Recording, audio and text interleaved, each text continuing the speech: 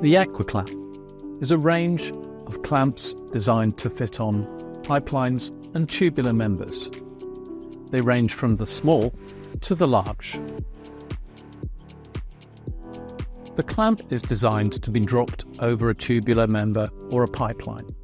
When it goes over, this spring-loaded component moves out of the way, and then as it passes the outer circumference, it springs back into place, providing a gripping point 1, 2, and 3 to hold the clamp in place.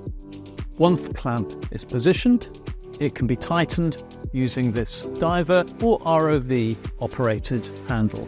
And this lowers, for example, a volcano bolt into the pipeline and screws it in, providing a mechanical and an electrical connection. Other connection bolts are also available.